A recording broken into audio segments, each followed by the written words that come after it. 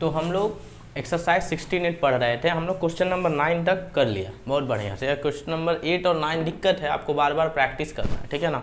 तो question number 10 में आते हैं, एक्सरसाइज 16A का, the length of the diagonals of a rhombus are 16 and 12 centimetre respectively, find the length of each of side.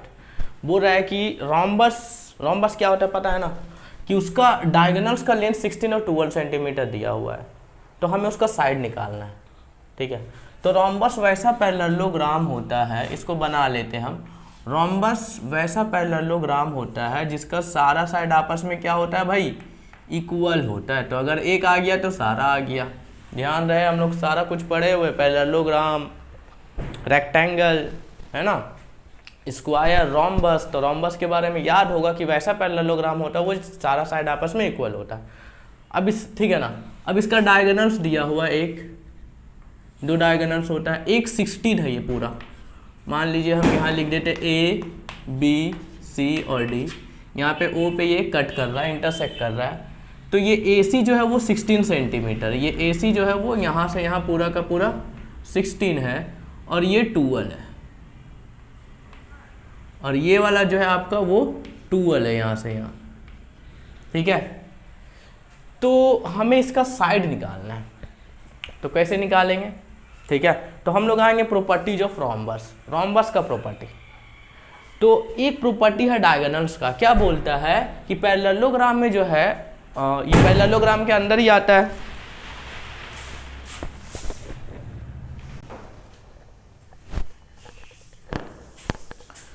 तो ये हमारा डायगोनल्स है ABCD, सॉरी रोम्बस है जिसमें हर एक साइड आपस में इक्वल होता है। इसका डायगोनल AC और BD दिया हुआ है, हमें इसका साइड निकालना है। तो कोई भी एक साइड निकालेंगे तो सारा साइड हो जाएगा।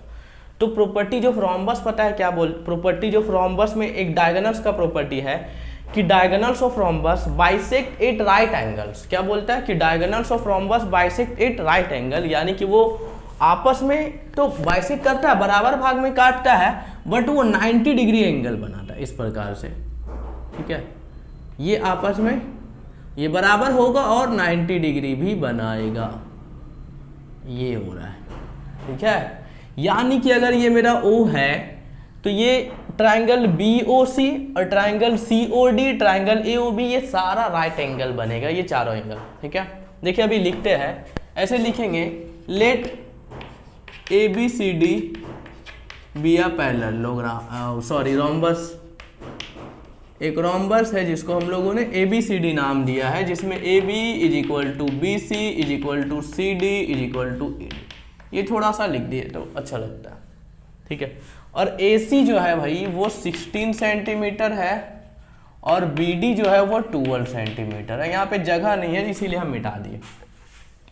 अब ये क्या बोलता है कि बाइसेक्ट करता है, तो भाई ये और ये आपस में इक्वल हो जाएगा, यानी कि AO is equal to CO is equal to 6 centimetre. ये टोटल 16 है ना, बड़ा वाला है ये दिख रहा है ना आपको, बड़ा डायगोनल से ये छोटा है, इसीलिए हम AC को 16 लिए, ठीक है। आप नेमिंग कहीं से भी कर सकते हैं, आप यहाँ से ABCD कर सकते हैं, ऐसा कोई कंफ्यूजन नहीं है, होना चाहिए, ठीक है ना। तो AO is equal to CO is equal to 6 हो जाएगा। अच्छा माफ कीजिएगा, यहाँ पे कुछ थोड़ा सा, AC 16 है तो AO is equal to CO जो है वो कितना हो जाएगा, 8 सेंटीमीटर, बड़ा वाला है ना। और BO is equal to DO जो है वो आपस में क्या हो जाएगा, 6 सेंटीमीटर, है ना, 12 है। क्लियर है। अब हम लोग को करना क्या है ना, हम लोग को पाइथागोरस थ्योरम का यूज करना। अब पाइथागोरस साहब क्या कहते हैं, इससे पहले भी हम बताएं कि अगर कोई राइट एंगल ट्राइंगल है तो इसे हम लोग कहते हैं हाइपोटेन्यूस, ठीक है। आपको 9, 10 में यही सब सारा पढ़ना है। 90 डिग्री का अपोजिट साइड जो सबसे बड़ा होता है, और ये परपेंडिकुलर और ये बेस।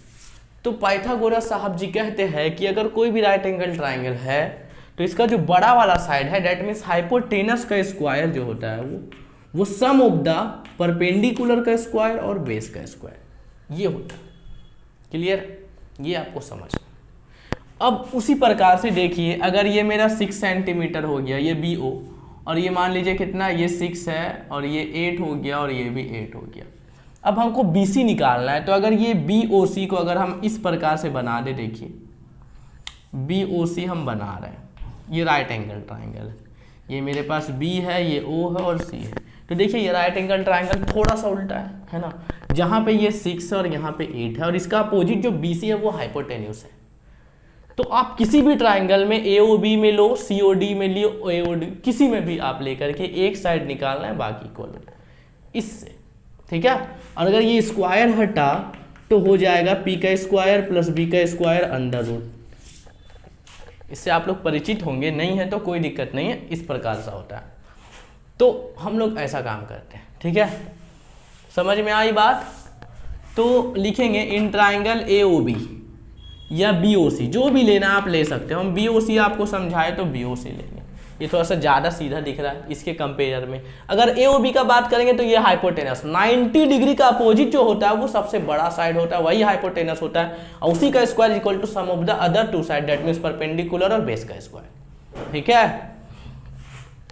तो हम लोग लिख सकते हैं बाय पाइथागोरस थ्योरम कि B C square is equal to B O का स्क्वायर प्लस सी ओ का स्क्वायर, ठीक है, बेस और परपेंडिकुलर। और यहां पे लिख देंगे बाय पाइथागोरस, पाइथागोरस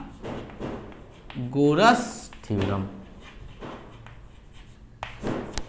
ठीक है। तो अब यहां से देखिए बी सी हो जाएगा और यहां पे अच्छा स्क्वायर है, तो बी ओ का स्क्वायर प्लस सी ओ का स्क्वायर का अंडर रूट। अब बी ओ का वैल्यू मेरे पास दिया हुआ है, ये B O is equal to D O होगा, ठीक है ना, छूट जाता है कहीं कहीं पे तो थोड़ा सा हो जाता है मिस्टेक, है ना। तो सी ओ मेरा 8 का स्क्वायर, तो ये हो जाएगा 6 का स्क्वायर 36 और ये हो जाएगा 64 अंडर रूट, तो ये हो जाएगा 100 और ये हो जाएगा मेरा 10। तो यानी कि इसका साइड कितना है 10 है, बी सी अगर 10 है तो सारा साइड क्या हो जाएगा 10 10। तो लिख देना हेंस इच साइड जो हो जाएगा, इच साइड जो है वो हो जाएगा 10 सेंटीमीटर आंसर। क्लियर है। तो ये था हमारा क्वेश्चन नंबर 10, हम नंबर बाद में लिख रहे हैं, बताइए क्लियर हुआ बात। इसके बाद हम लोग क्वेश्चन नंबर 11 देखते हैं।